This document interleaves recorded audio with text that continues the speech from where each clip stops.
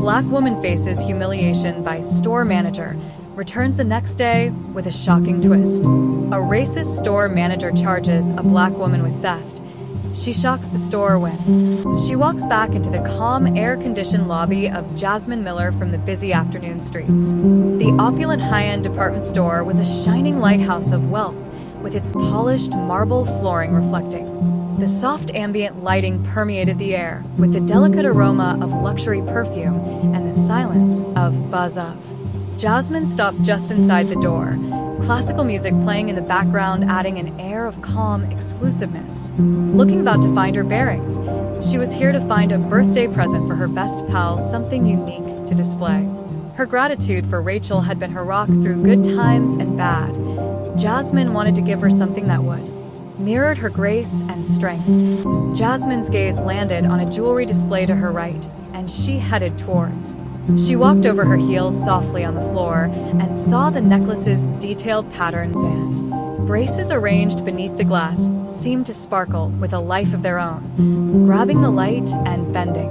It turned into a rainbow as Jasmine moved from one glass display to another, a woman behind the counter staring up from.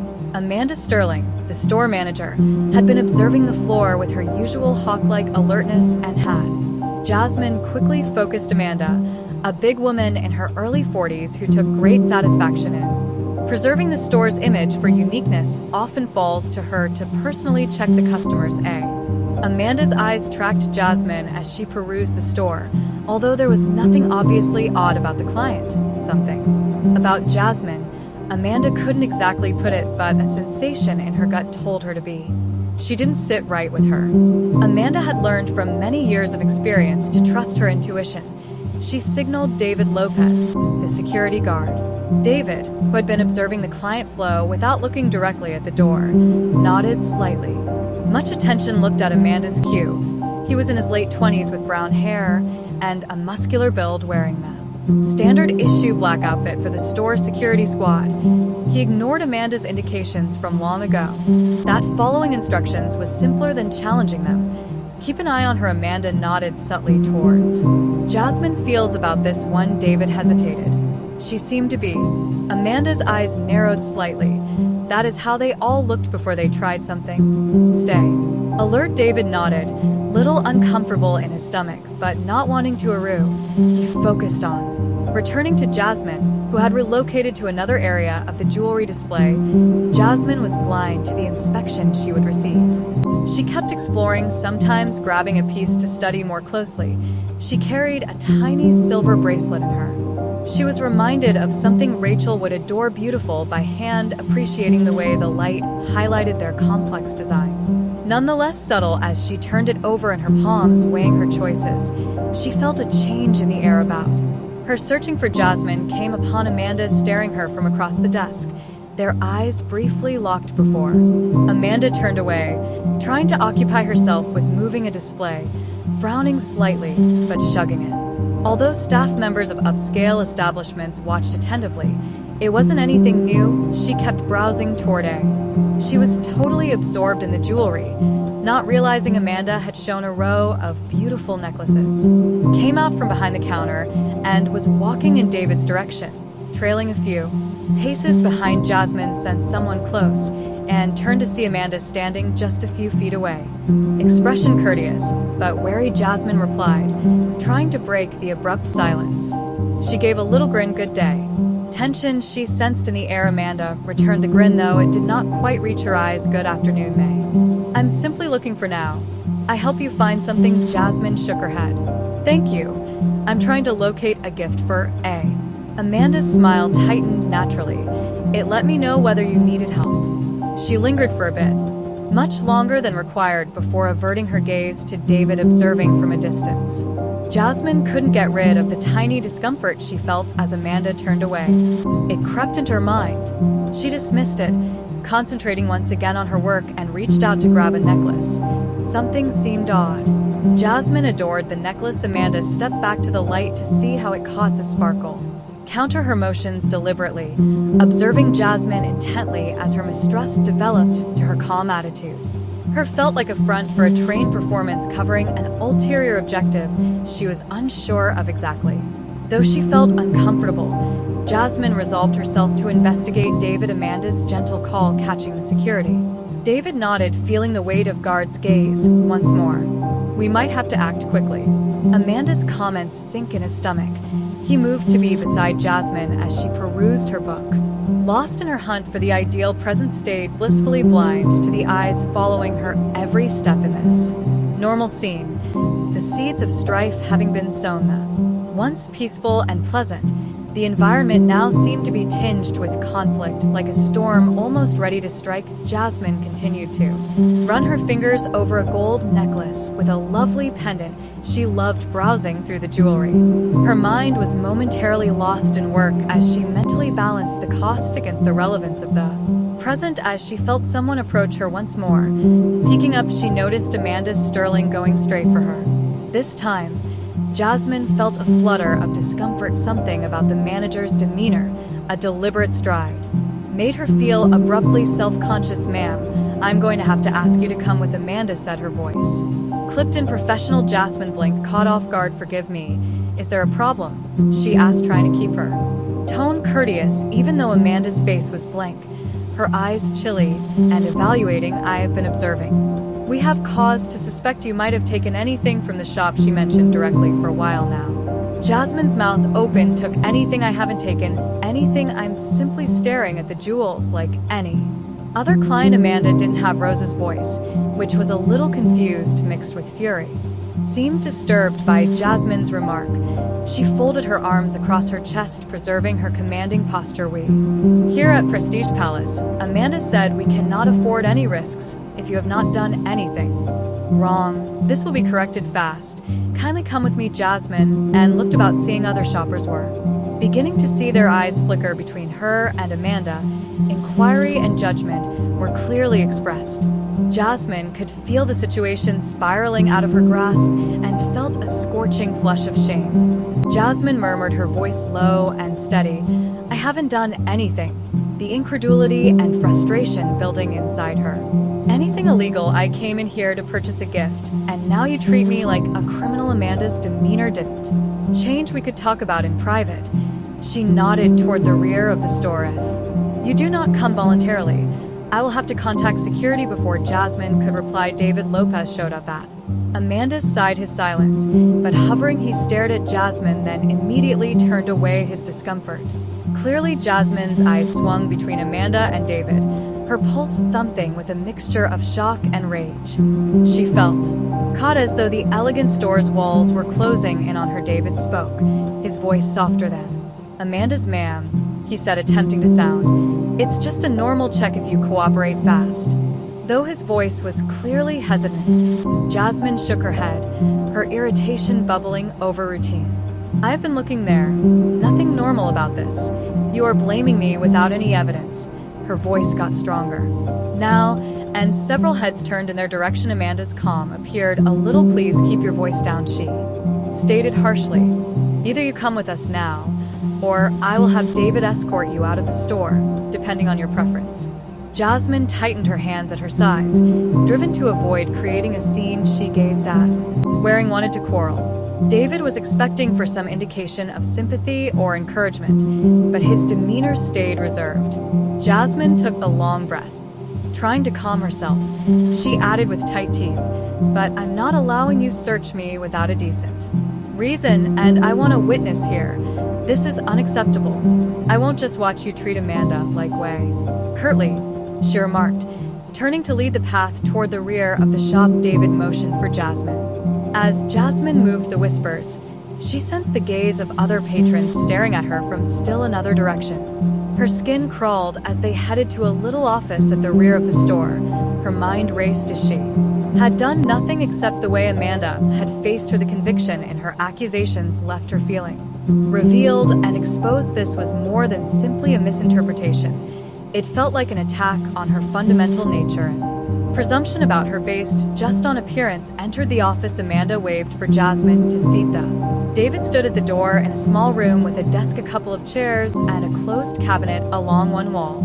His posture uncomfortable, as if he didn't know where to put himself. "Now," Amanda remarked, leaning on the desk, "I need you to empty your pockets and open your purse." If you help Jasmine, her mind will fly over more quickly. Hesitantly, her thinking racing across her. She could object to seeing a lawyer or calling the police, but the idea of dragging out the suffering in them. Her stomach turned in a tiny, sterile office. She resolved to follow, if only to. Slowly, Jasmine delved for her pockets to prove her innocence and stop this humiliation as soon as feasible. Pulling out her phone, she placed a set of keys and a tiny container of lip balm on the desk with meticulous motions. Then, she opened her purse to show Amanda its contents. A wallet, a notebook, a pen. And Amanda emerged from the bag with a pair of sunglasses, her face still unreadable. Jasmine sensed a flash of wrath flare up as she watched Amanda examine her personal stuff as though looking for proof of a crime. At last, Amanda straightened precisely and discovered nothing of interest. Jasmine's voice shook slightly. "There's nothing." I told you, softened Amanda's expression. Her tone stayed the same. "Just a fraction. Although you might not have stolen anything yet, we still have our processes. I will be closely observing you. Businesslike you. If you choose to keep browsing," Jasmine's jaw tightened. "I'm not purchasing anything from this RS store right now," she said. "I came in here for a present, not to be treated like a criminal." Amanda raised an eyebrow. "That is your natural decision, but you must realize we treat these issues seriously. Our clients want the best possible security." And Jasmine stood, gathering her belongings and returning them into her pocket and purse. She glanced at David, who had been silent all through the agony. She looked at him and believed she detected a flutter of something sympathetic, maybe, or ragged, but it vanished as fast as it arrived.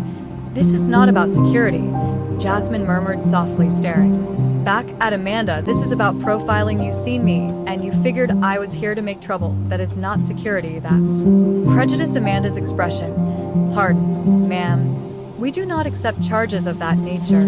If you believe our actions were unjustified, you're welcome to discuss it with our customer care department." Jasmine turned and David opened the door for her, and she felt his gaze on her back as she walked out of the office, her movements deliberate and strong. She left. The murmuring in the store had gone down, but Jasmine could still feel the weight of the judgment in the steps.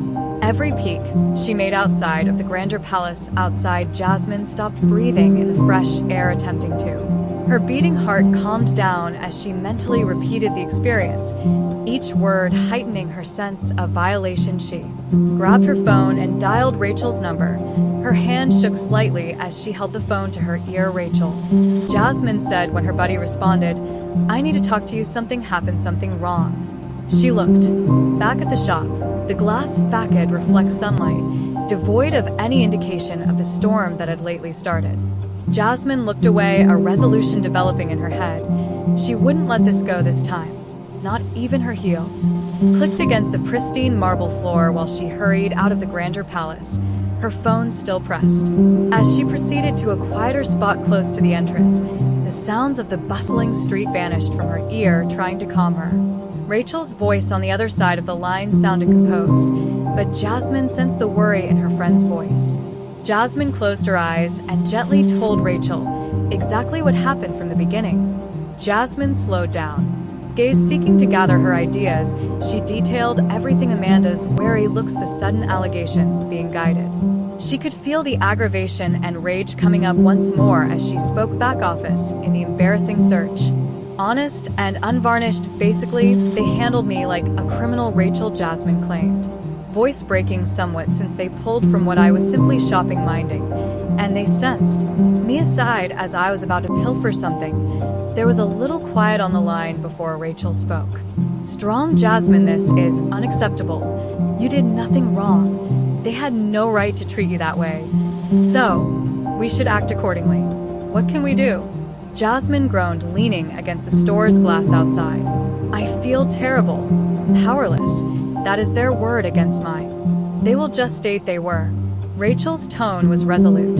"Following protocol, we make a formal complaint based on this, and if that doesn't get a reply, so we proceed further and can sue for racial profiling. They cannot simply get away with. This is wrong and illegal." Jasmine's thoughts ran a lawsuit. Sounded frightening, nearly impossible.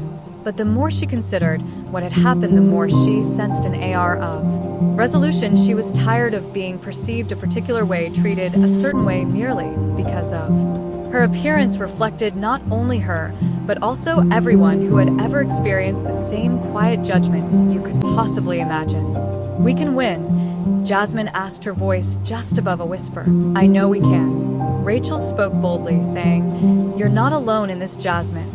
I'm sure we can locate others who have had comparable experiences. This goes beyond one occurrence to challenge a habit of conduct." Jasmine's perspective had to alter. She felt relief and thanks for Rachel's relentless support was a solace among the turmoil she experienced. "Thank you, Rachel. I'm not sure what I would do without you." Rachel's voice calmed you. "You need not do anything alone. I will visit tonight, and we will go over everything. Just hang in there. We'll work through this once the call ends." Jasmine spent some time composing. She turned back to the store, its grand entryway now more like a barricade. She shoved off the glass wall and moved to her car. Her steps were more deliberate. Her head became clearer. She was going to fight this. And later that evening, Jasmine sat on her living room sofa with a cup of tea, not backtracking. Her hands in Rachel's hands. The apartment was silent save for the wall clocks ticking. Jasmine's thoughts returned to the events of the day, revisiting every instant, each word said with Amanda the Wrath she felt had just gotten more powerful. A knock on the door pulled Jasmine from her dreams. She got up, opening it to discover Rachel was standing there, a focused look on her face. She was carrying a briefcase, her manner professional, but with a trace of the particular care she felt for her pal. "Hey," Rachel said, entering and giving Jasmine a quick hug. "How are you doing?" "Better now that you're here. I'm still keeping," Jasmine shrugged behind closed door. "Furious, even if I just find it hard to believe they did." Rachel nodded. "This is personal, but precisely for this reason we should tackle it strategically. I brought some tools we might start with. Writing a complaint. We will record everything." They moved to the dining table where Rachel brought out a notebook. Using a laptop, she started typing while Jasmine retold the specifics once more. More systematically, they examined every instant. Amanda and David took each decision, pointing out the errors and prejudices. Rachel commented, "You handled yourself well," noting that you were cool and avoided aggravating the matter. "That's crucial since it indicates your cooperation, and their actions were unwarranted." Jasmine laughed. "I didn't felt peace. I felt ashamed as everyone was watching at me, evaluating me." And then Amanda.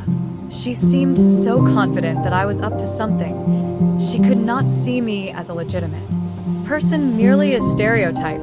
She's supposed to be alert for. Rachel looked up from her notes, her eyes serious. "That's precisely why this action counts, Jasmine. It's about challenging that rather than being about one incident's instinctive mistrust of racial profiling, that we must help people to comprehend the harm it causes in terms of stripped away honor and respect." Jasmine nodded, her will hardening. "Let's do it, whatever it takes. I don't want this to happen to." Rachel grinned. "That's the attitude we'll start with. Anyone else should realize that what they did was bad. Official complaint, and I'll get in touch with some colleagues, may be able to assist with the legal side of things, and I'm contacting various advocacy organizations to see whether we might gain any support. The more voices we have, the more strongly our should they spend the next 2 hours creating the complaint, delineating the events, and stressing the emotional effect it had on Jasmine. By the time they left, felt a mixture of tiredness and resolve. It was a Rachel packed her belongings and began to move toward recovering her dignity and advocating her rights. "Stop staring at Jasmine. You did fantastic today. This is not easy, but you are doing it with such amazing power. Remember, you're not alone in this." Jasmine smiled. "Thanks, Rachel, for everything I have. I sense a warmth of thankfulness. Couldn't do this without you, Rachel. We are in this together, and we'll make them listen." She hugged her pal once more. "Make them see. We will win." Jasmine accompanied Rachel to the door, watching as she went, locking the door behind her. Jasmine rested against it for a moment, feeling the weight of the day lift just a little. She wasn't alone. Had Rachel, and she had a scheme in mind for her counteraction, and she was going to make a difference. Jasmine strolled to the window, her reflection weak against the glass. The city lights She had been embarrassed today, but she would not let it define her tomorrow. She would keep on the struggle more forcefully. And more resolutely, she was defending everyone who had ever been judged, not only herself. Unfairly, and with that idea, Jasmine felt a peace come over her and turned away from the window P. Repart 2. Confront whatever came next. Jasmine sat at her kitchen table the following morning as sunlight poured through the window.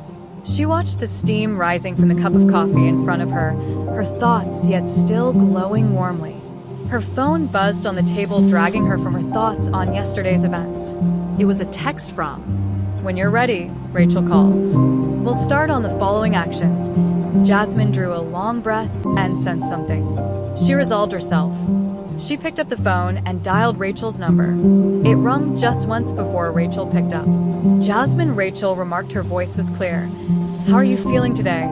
"Inside still a little shaken, but I'm good.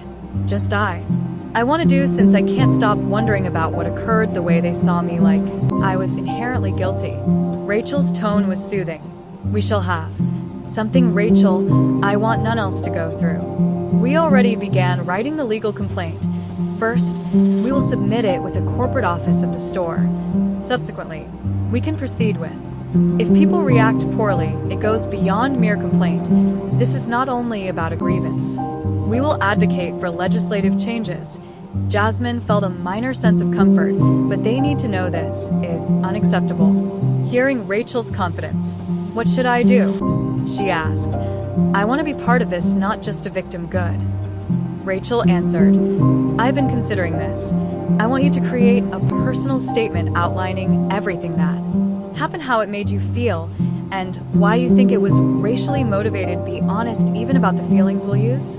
It's part of our records.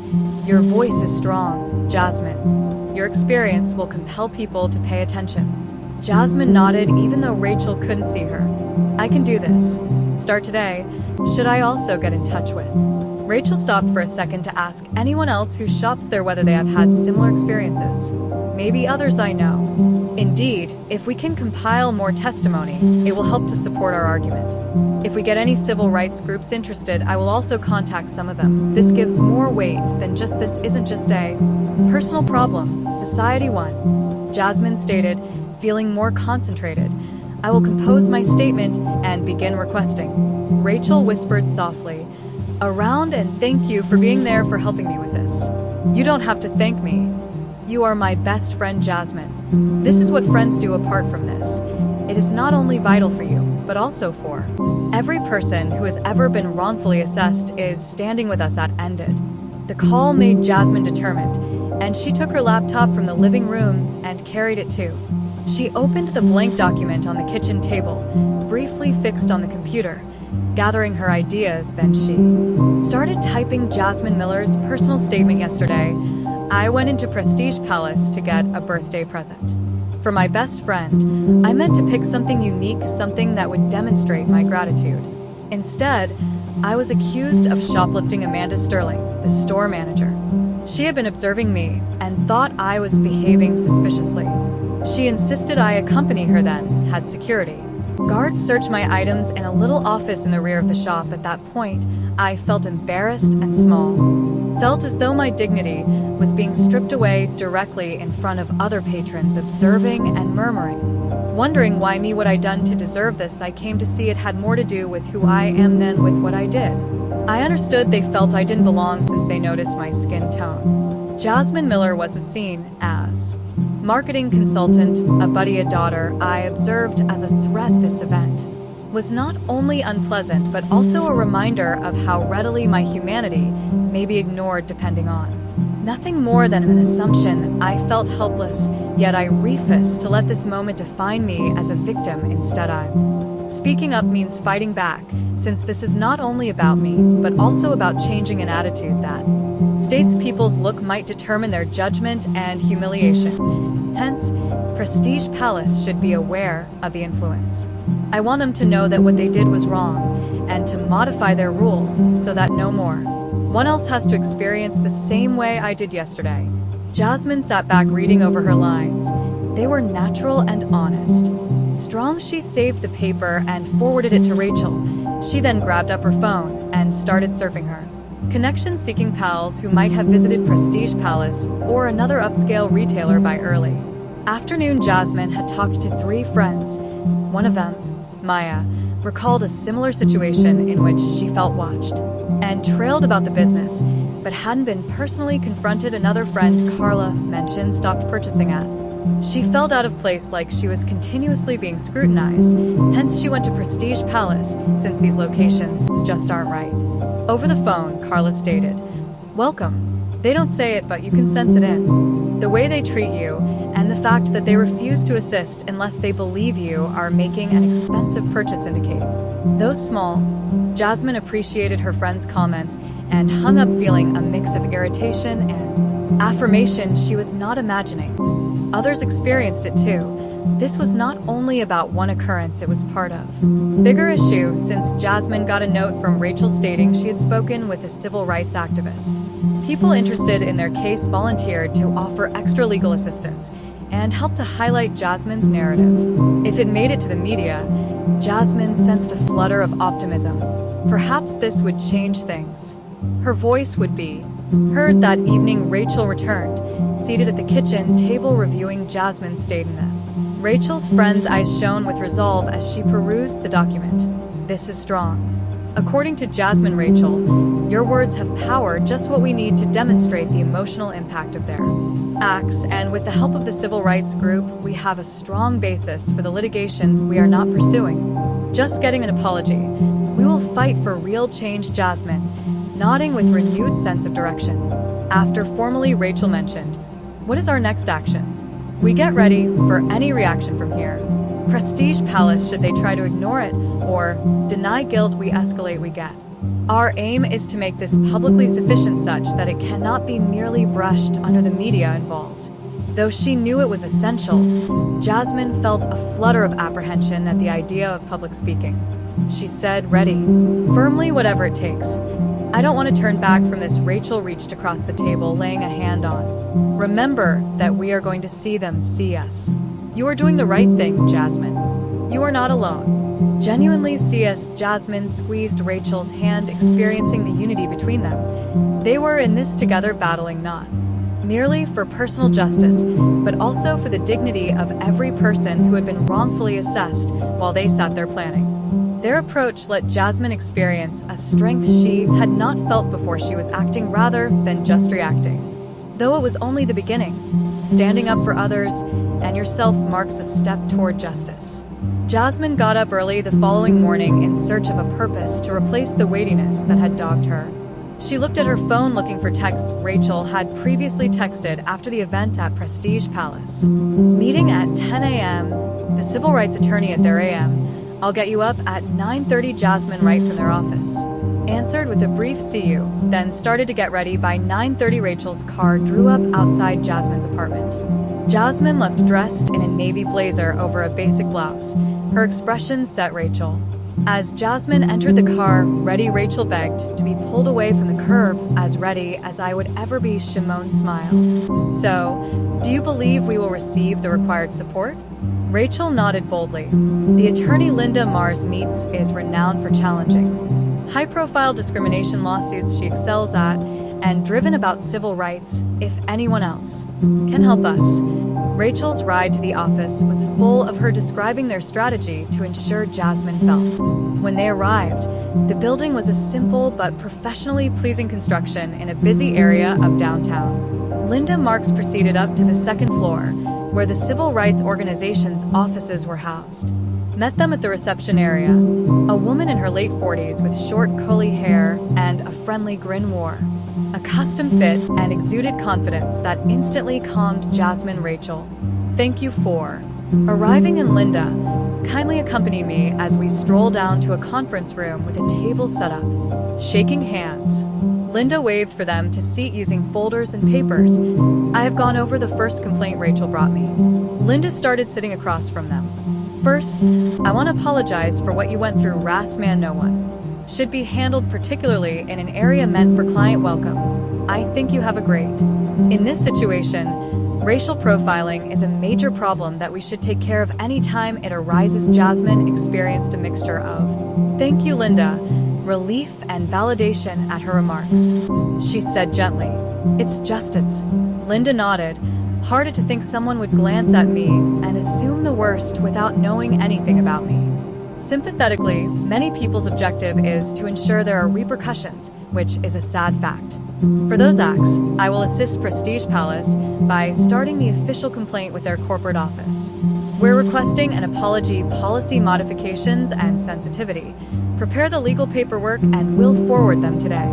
Training for their employees, Rachel talked with a stern voice and advised Linda not to try to dismiss it or ignore it. Grinned slightly, a glimmer of resolve in her eyes should they turn away. We escalate. We sue for racial discrimination and profiling. We also include media firms such as Prestige. Palace values their public image, hence the threat of bad news often motivates them to act. I have already got in touch a few reporters covering social justice and civil rights topics of interest for your narrative, Jasmine. Should Prestige Palace fail to reply suitably, we will ensure your story is heard. Jasmine experienced a mixture of anxiety. Even although the idea of public speaking was intimidating, she understood it was essential. Jasmine remarked, "Whatever it takes, I want to make sure this doesn't happen to anyone else." Linda nodded favorably. "Goodwill work. Together on this, I'll keep you both informed on any answers we get from the corporate office in the interim. Should you consider anything else that might be pertinent, let me know. Every item will strengthen our case." They spent the following hour examining the official complaint detailing the particular requests Jasmine was making for her personal statement revealed, presented along with quotes from her acquaintances who had gone through comparable treatment before leaving Linda's office. Jasmine felt empowered by their efforts in battling back. The following week was a flurry of activity. Rachel and Jasmine visited Linda multiple times, honing their technique and getting ready, while Linda contacted the media offering background material for possible answers from Prestige Palace about the matter without disclosing Jasmine's name. Only one afternoon Rachel called her with news. A Daily Times reporter wants to do an interview. Rachel remarked enthusiastically, covering stories regarding racial discrimination and profiling. They believe your case might be a major contribution. How do you feel about going public? Jasmine hesitated. It's frightening, but she admitted, if it helps bring about, I'm ready to pay attention to this problem. I want others to know what happened so they may realize that it's not only a one-off occurrence. Rachel's voice exuded support for you. Brave Jasmine, turning something terrible into an opportunity to change things. Linda can join us for the interview you won't be able to do. 2 days later, Jasmine was sitting in a cafe waiting for Rachel, the Daily Times reporter, alone. Linda sat next to her, offering moral support. Jasmine inhaled deeply, feeling the weight of the moment. She had consented to reveal her actual name, knowing the impact would be more if she supported her narrative. The young reporter, arriving with a notebook and a recorder, Emily Torres explained herself and showed her sympathy for. Could you maybe tell me what transpired that day at Prestige Palace before the interview? Emily inquired softly, turning on the recorder. Jasmine took a long breath and started to tell the story she mentioned regarding Amanda's wary looks, the accusation the search revealed, the shame. She recounted the sense of transgression of being judged only on her appearance. Emily listened carefully, scribbling down notes. How? She asked, did that experience affect you? And I felt little like my dignity didn't. Her voice was steady. Matter like who I am personally didn't matter. All they observed was a stereotype. And I understand this goes beyond me. Racial profiling affects so many individuals, hence it's a more general problem. Therefore, we must confront these presumptions and hold individuals responsible for their deeds if we are to stop. Linda said, we at Prestige Palace want policy changes implemented with sensitivity training and clearly defined policies to avoid racial profiling. This is not only about one litigation, but also about establishing enduring change. Emily nodded, evidently moved by Jasmine's narrative. Appreciate you for sharing this, Jasmine. Your boldness is remarkable. We will make sure to convey your narrative with the sensitivity and gravity it deserves, as many people will find resonance in it. Shortly following the interview, Jasmine felt a mixture of relief and expectation and had spoken her truth, shared her experience with the world. Now, it was up to the others to react as she walked Rachel and Linda out of the cafe. Jasmine knew she had found her voice and that whatever occurred next, she had stood against silence. A few days later, Jasmine got the call from Linda Prestige Palace. Linda mentioned that her voice sounded wary. They are refuting any guilt by stating it was a routine security check and not driven by race, but they are not admitting. They are agreeing to meet with us to go over the matter. Jasmine felt her heart drop slightly. Fault? No, Linda mentioned. But this is usual. They are checking our seriousness since they want to meet means they are worried about the possible fallout. So, we show them that we are not backing down here. To the conference, we clearly state our expectations and indicate that we are ready to go legally and go public should they. Let's do it. We're not letting them get. Jasmine nodded determinedly and addressed this appropriately. Along with this, they have to realize the effects of their activities and implement actual changes. As Jasmine hummed the phone and felt a feeling of direction. They were moving forward, and the help from the civil rights group and the media coverage gave their cause more weight. Jasmine understood the fight wasn't done here. She was prepared to see it through to the conclusion, though, and she slumped down at her kitchen table peering at the notes she had taken all through the process. Every word, each meeting, each step was part of a greater trip towards justice. Jasmine was not only responding to what had happened, she was actively influencing the result, and in that instant she felt more than she had ever experienced. Jasmine first sat in her car outside Prestige Palace, following her first visit since. She had not intended to come here today, but something had drew her back. She should see it once more. She was about to get out of the car when her phone called. The number she didn't recognize reminded her why she was battling. Jasmine stopped for a second, then said, "Hello there." There was a small delay, then a familiar voice spoke. "David Lopez is the security guard from Prestige Palace." Jasmine felt her breath stop, hadn't anticipated to hear from David. "Why are you phoning me?" "I realize this is unusual," David stated, his voice tense. "I acquired your number from a coworker I wanted to speak with. I feel I owe you an apology." Jasmine was silent for a while to consider his words. An apology after all that had transpired? She didn't know how to. "Please, David. I just want a chance to explain. I feel horrible regarding what happened. I wanted not to do it, but you helped me to see." Jasmine's immediate wrath tempered. She could faintly sense David's earnestness. She knew what it was like to shoulder the weight of despair. Weight of anything wrong. Maybe it was worth listening to him out. "Okay," Jasmine said. "At last, I'm actually outside Prestige Palace right now. Could you meet me here?" "Yes, I am on lunch break," David answered. Jasmine finished the call. Still unsure, she got out of her car and leaned quickly.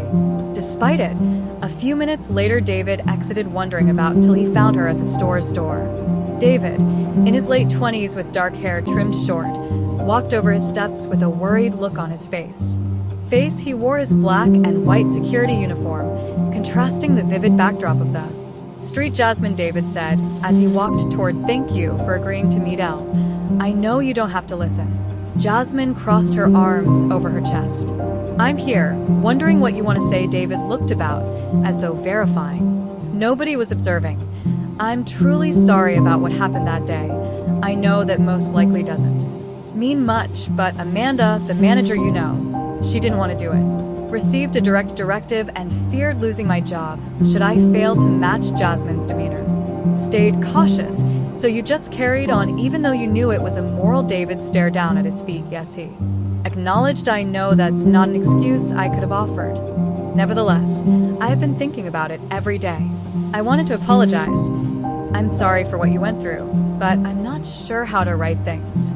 Jasmine felt a mix of feelings: anger, sympathy, frustration. She had spent so much time considering regarding Amanda's role and what transpired, but she hadn't really given David's viewpoint much thought. Now she could see the guilt on his face made her feel a little conflicted.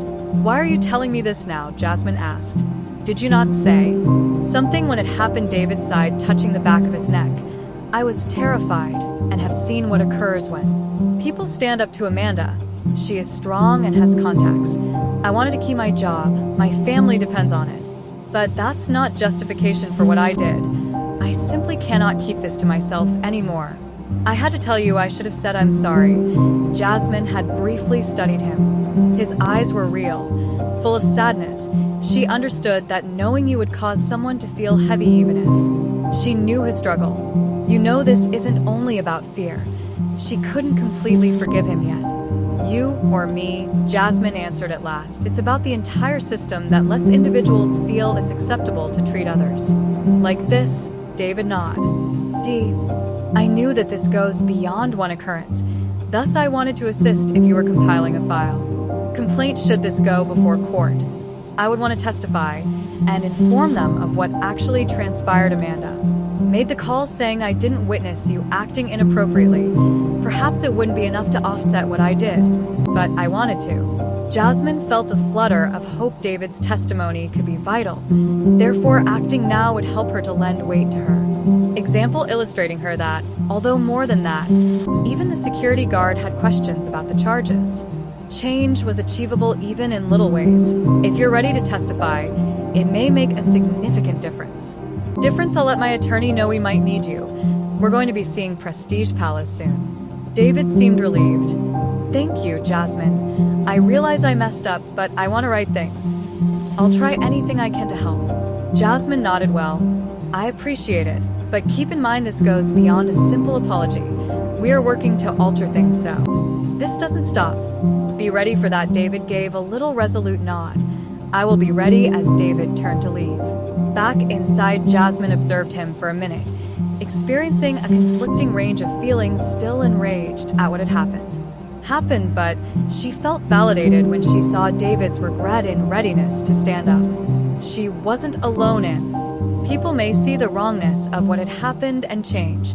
This gave Jasmine hope. Later that day, Rachel told David her story while seated at a little coffee shop close to her flat. Rachel's response intently. David wants to testify? Rachel inquired, eyebrows rose in surprising yes.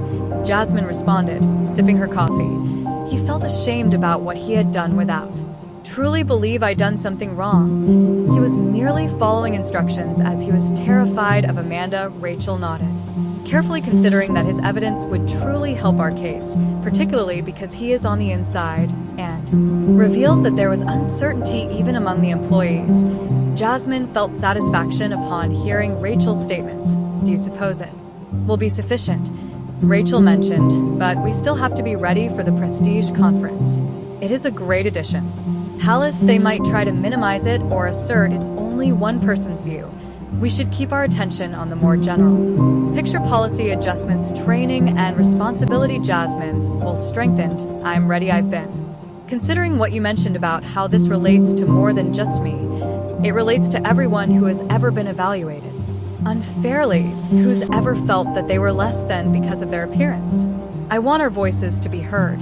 Rachel grinned, pride clearly in her eyes, exactly the kind of attitude we need. Jasmine is doing an incredible job. Transformation occurs one step at a time. People eager to step up and declare enough is enough were strategizing their course. Jasmine felt a clarity she hadn't experienced in a long time. This wasn't only for the forthcoming conference regarding advocating for oneself. It was about changing the society such that people wouldn't be evaluated depending on their looks. As they wrapped, Jasmine's phone rang with a fresh message from Linda Mars. Their attorneys Friday at 2 p.m. meeting at Prestige Palace. Let's ensure. Sure. Jasmine displayed the message to Rachel, who nodded. Let's do this, Jasmine replied firmly.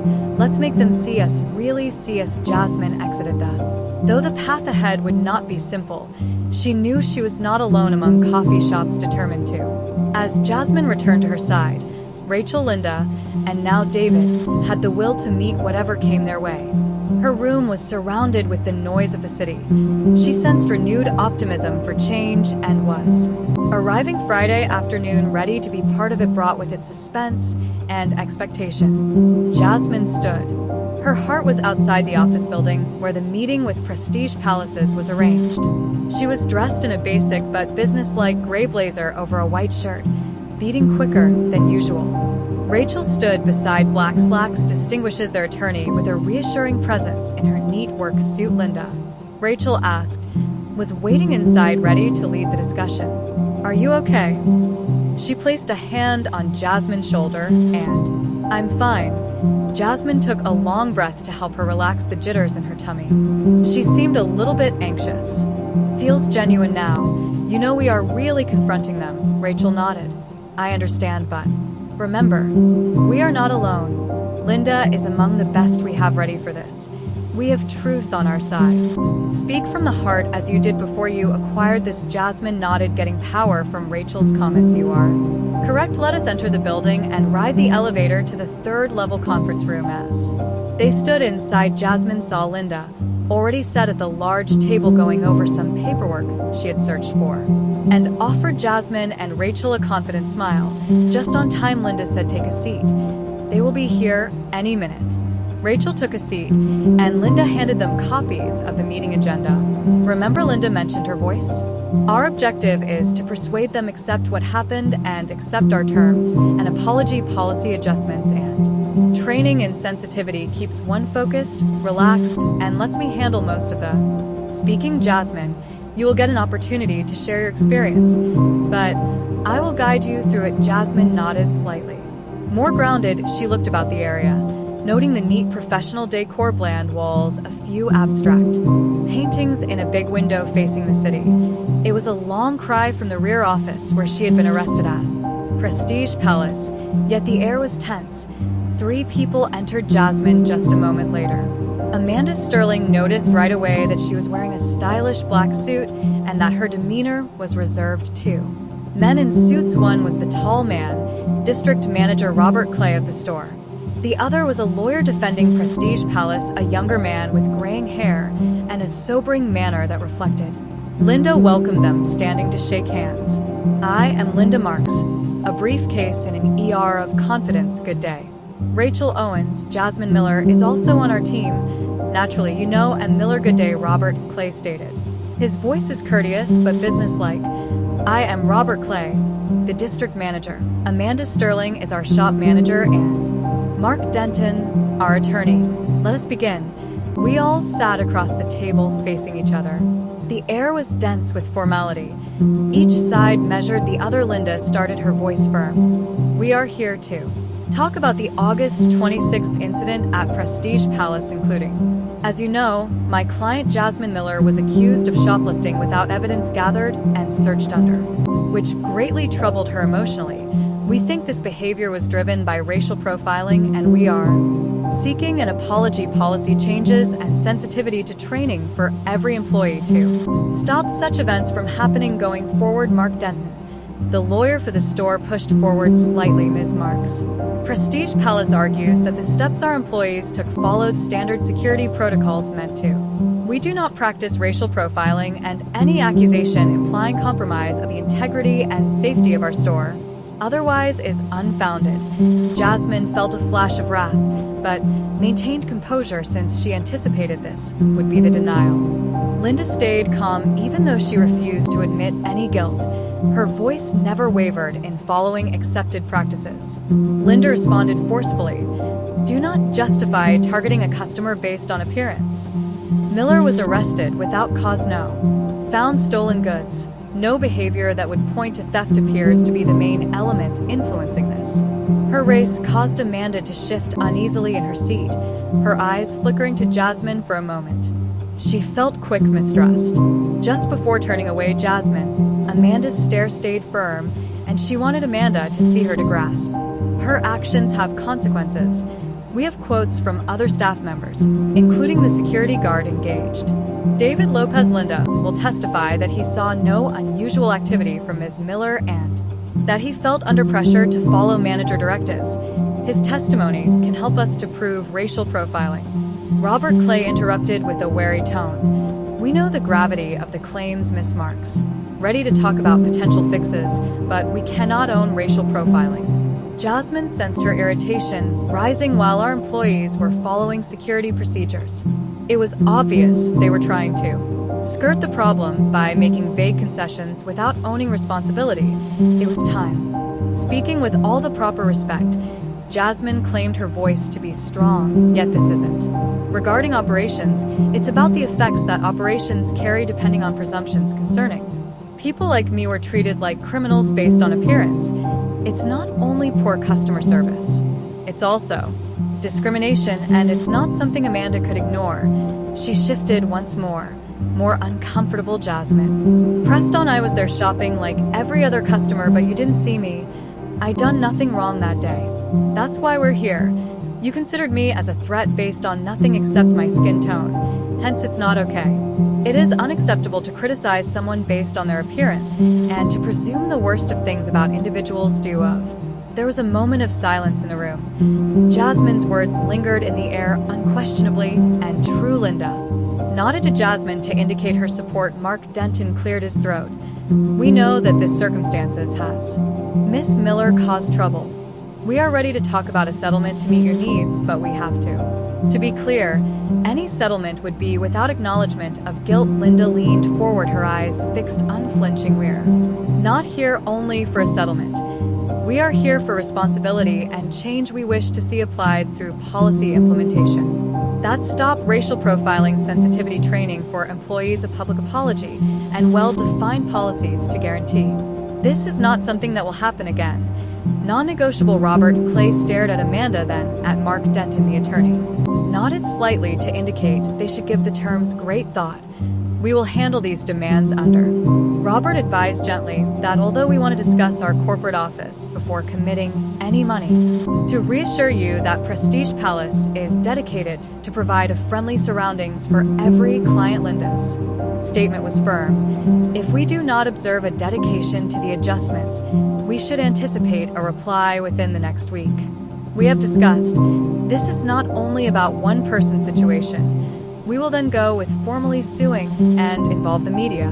Experience. It's about establishing a standard to ensure none else has to go through the conference. Concluded. Jasmine felt a mix of relief and aggravation she hadn't experienced as they walked from the conference room in a tight quiet. Got the quick fix she had hoped for, but now it was more about reputation because they had made their desires obvious. Palace. To reply, that evening Rachel and Jasmine sat in Jasmine's living room discussing the events of the day. Linda had departed after promising them she would manage all communications with Prestige Palace. Moving ahead, how do you feel? Rachel questioned, pouring both cups of water. Exhausted, Jasmine said, but yet hopeful. I think we made them. At least I think we did, Rachel. You were quite outstanding in there, Jasmine. You voiced your truth, and I could see on their expressions that they understand they cannot simply overlook this. Jasmine forced a little smile. I'm happy David is ready to testify. It strengthens our case. I just wish they would. Rachel admitted she was mistaken. She squeezed Jasmine's hand. We will keep pressing until they do, and even if they, we'll make sure they change. Never say it out. What counts is Jasmine felt the big inhale. Tiredness of the day settles in. You are correct. It is not only about the change, but also about the words we will continue to struggle against. Rachel grinned constantly. We are in this together in the stillness of the flat. Jasmine felt peace. She had stood up for others and herself. The fight wasn't done, but she felt she had the will to see it through, had made their opinions heard, and that marked the first step towards actual transformation a week had gone through following the conference with Prestige Palace, and Jasmine checked her email and phone, trying to relieve some daily stress from waiting for Linda's news. The uncertainty loomed over her like a black cloud, making it difficult to concentrate on anything else she knew. This was part of the procedure, but it didn't make the waiting any less difficult. Rachel had been routinely checking in for Jasmine, valued help and encouragement more than she could express, but the nervousness still there. She had stood up in that conference facing Amanda, and the corporate representatives exposed her experience and expected change now. All she could do was wait to see whether it had affected. One morning, as Jasmine was, her phone rang on the kitchen counter as she got dressed for the day. She looked at the screen and saw Linda's. Her heart shot into her throat under shaking palms. And Linda, good morning. Jasmine answered the call. Her voice was cool and professional. I recently got a reply from the Prestige Palace on some news. Corporate office. Jasmine felt her pulse quicken. What did they say? They agreed to meet our needs, Linda said there. Formally apologizing for the event, they are also committed to apply required sensitivity training. Starting right once, all staff members have decided to change their security systems to guarantee that, regardless of looks, every client is handled with dignity and respect. Jasmine's eyes opened a flood of relief, sweeping over her. They agreed on everything. Linda verified they knew that this matter has attracted public attention and that legal action they had decided upon poses risk. Their best interest to tackle the problem head-on is to call a press conference where they may provide the publicly. They want you to be there, Jasmine. They want to honor your bravery and apply it as a chance to demonstrate that Jasmine felt tears welling up in her eyes from significant actions taken to alter her. Everything she had gone through to learn that her struggle had actual influence was too much to handle. I have no idea what to say, she admitted. Her voice broke. I didn't expect they would really pay attention, Jasmine, Linda said.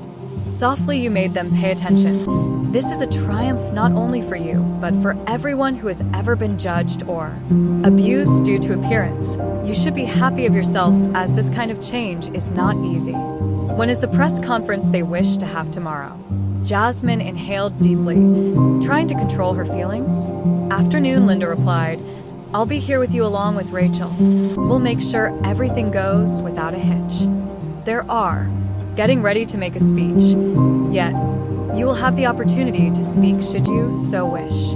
Jasmine nodded, even though Linda said I would want to make sure they understood why this important. Totally. She couldn't see her. Linda replied, I'll send you the specifics. Take some time to get ready. Jasmine concluded the call at tomorrow. I'll see you tomorrow. She felt peace come over her. This was the moment she had been battling for, turning a terrible event into. The next afternoon, Jasmine stood outside Prestige Palace, a shift her voice had made noticeable. Set up in front of the door, surrounded by the same store where the event had happened, a podium had been placed. Above the door, a banner showing the store's name hung, looking almost exactly from reporters' cameras and a small gathering of observers. Regretful in the brilliant afternoon light, Rachel was standing at Jasmine's side with her hand resting on her shoulder. You good? Though her heart was beating and she was nervous, softly Jasmine nodded. I have never done anything like this before. You'll be fantastic, Rachel assured her. Just talk from the heart as you constantly do this. Linda came to them carrying a folder with remarks from Jasmine, the CEO of the palace. Michelle Anderson will begin with the apologies from the corporation. Then, you will have floor memory and need not say anything. Whatever you're not comfortable with, just be yourself. Jasmine nodded, appreciative of the encouragement. Thank you, both of you. Without you, Linda, I could not have done this. We are in. A few minutes later, Michelle Anderson stood on the podium, a big difference made together. She looked at the cameras, which flashed to record every minute. Michelle changed the microphone and started talking. Michelle Anderson, CEO of Prestige Palace, said, Good afternoon. My name is Michelle Anderson. I wish to start by admitting the August 26th incident involving Jasmine Miller. Ms. Miller was wrongly accused of shoplifting, caught and searched without any proof, was a major error that resulted in Ms. Miller. Michelle stopped, allowing her words to sink in. Prestige Palace, unneeded suffering and humiliation takes these issues very seriously. We are dedicated to establish a setting in which every client receives respect and dignity regardless of looks. We understand that our behaviors were immoral and shaped by latent prejudices unfit for our businesses. Jasmine listened in great detail. Though it was a beginning in the right direction, the apology was real, but it couldn't undo what had happened. Emotions mixed. Proper way in line with our dedication to transformation. Michelle will be following required necessary. We will change our security procedures to stop events like this after sensitivity training for every one of our staff members from happening in the future, and we will actively collaborate with companies committed to advance racial equality. Michelle turned to Jazz to make sure our policies reflected our beliefs. She expressed earnest, Ms. Miller, on behalf of Value Palace, I sincerely apologize. Your bravery in speaking out has caused us to consider and create. Thank you for enabling us to improve. The audience murmured agreement. Jasmine felt a change lump in her throat as Michelle moved aside to indicate Jasmine should go on the podium. She inhaled deeply, moved ahead and turned the cameras onto her. The stillness seemed weighty. Thanks, Jasmine. Started, her voice steady, but with passion. Thank you, Miss Anderson, for your apologies and for your will to rectify things. That day I came here to get a present to honor a friend, but I was treated like a criminal and judged not by my acts, but by my appearance. That type of judgment, that kind of profiling is terrible. It damages individuals. It pulls away dignity. It needs to cease. Jasmine stopped gathering her ideas. I wanted not to be here today because of what happened, but I'm here since I think in change and in the power of speaking up to say this isn't correct, and I think that working together, we can overcome the prejudices causing events like mine. We can design environments where everyone feels appreciated and comfortable. She turned directly toward the cameras, hoping her comments would reach everyone who has ever been there, not only me. This is not only about me. Judged unfairly, who's ever felt like they don't fit due of their appearance. We all deserve better, and today. Thank you. We are moving toward it. Jasmine pulled back the audience, and the applause burst forth. Rachel and Linda grinned at her. Their pride was evident. Jasmine felt relief, and then, when she had spoken her truth and it had been heard, Michelle Anderson approached Jasmine and extended her hand. Thank you, Miss Miller. Your bravery has improved us. We are dedicated to following. Jasmine grasped Michelle's hand. Thanks you for listening. Perhaps this is only the beginning. As the press conference ended, reporters gathered around Jasmine, inquiring about, eager to learn more about her background. Linda and Rachel guided Jasmine through the media to make sure she wasn't overwhelmed. Jasmine responded to a few questions, stressing the need of ongoing efforts to challenge racist. When the throng eventually scattered, Jasmine, profiling and prejudice combined with a sensation of tiredness. Excitement. She had done it. She had confronted the people who had mistreated her, demanded reform, and witnessed outcomes. Rachel gave her a tight hug. You were great, Jasmine. You truly were. I'm very proud of you. Linda nodded in agreement. This is the way change occurs. You have provided a strong model for others to follow. This and know they can stand too. Jasmine grinned, feeling a warmth she hadn't felt in a long time. I couldn't have done without you both. Thank you for being with me. They left Prestige Palace together, the sun blazing brilliantly high. As they strolled down the street, Jasmine experienced tranquility and possibilities. This was just one triumph in a protracted struggle, but it was a beginning, and for the first time in a very long period, Jasmine felt positive about the future. Disclaimer: this channel stands against all forms of intolerance, discrimination, racism, and violations of human rights. The stories shared here are original creations, developed to encourage reflection, understanding, and constructive dialogue. All content is produced with a commitment to respecting diversity and honoring human dignity.